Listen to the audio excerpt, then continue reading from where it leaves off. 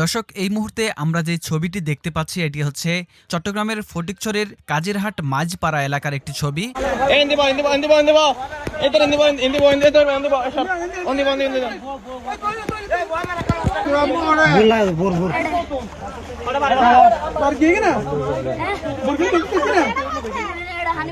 যেখানে আমরা দেখতে পাচ্ছি একটি ছেলে বন্যার পানিতে ভেসে যাওয়া থেকে বাঁচার জন্য একটি বিদ্যুতের খুঁটি জড়িয়ে ধরে রয়েছে এবং তাকে উদ্ধারের জন্য স্থানীয়রা বিভিন্নভাবে চেষ্টা করছে।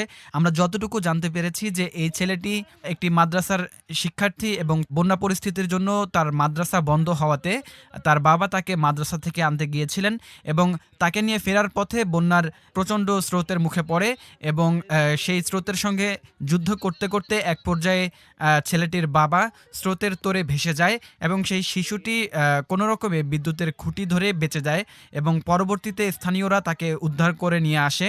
আমরা দেখতে পাচ্ছি যে তাকে এই মুহূর্তে উদ্ধার করে উপরে নিয়ে আসা হচ্ছে। আমরা যতটুকু জানতে পেরেছি যে বেলা 2:30টার কিছুটা আগে পরে এই সময়টাতে তার বাবা তাকে মাদ্রাসা থেকে নিয়ে আসতে যায়, কিন্তু রাস্তায় তারা প্রবল স্রোতের মুখে পড়ে এবং তার বাবা সেই তখন থেকে নিখোঁজ রয়েছেন। সর্বশেষ আমরা তথ্য পাওয়া পর্যন্ত এখন পর্যন্ত তার বাবার কোনো সন্ধান পাওয়া যায়নি।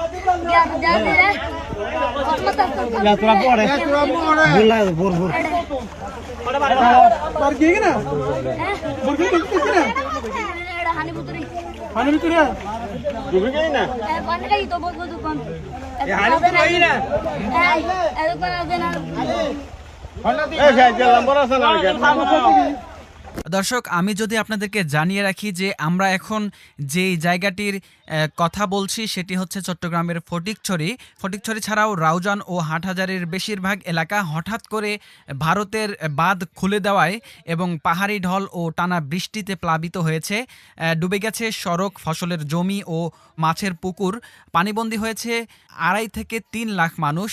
3 উপজেলার সঙ্গে জেলার যোগাযোগ একেবারেই ভেঙে পড়েছে। বৃহস্পতিবার সকালে খোঁজ নিয়ে জানা গেছে যে হাটহাজারী, ফটিকছড়ি ও রাউজানের আঞ্চলিক সড়ক তলিয়ে গেছে বন্যার পানিতে। এসব এলাকার গ্রামীণ রাস্তাঘাট, ঘরবাড়ি ও ফসলি জমিতে কোথাও কোমর সমান পানি, আবার কোথাও বুক সমান পানি। এতে চরম দুর্ভোগে দিন কাটছে এসব এলাকার বাসিন্দাদের। এছাড়াও স্কুল, কলেজ, মাদ্রাসায় পানি ঢুকে পড়ায় বন্ধ হয়ে গেছে অধিকাংশ শিক্ষা প্রতিষ্ঠান।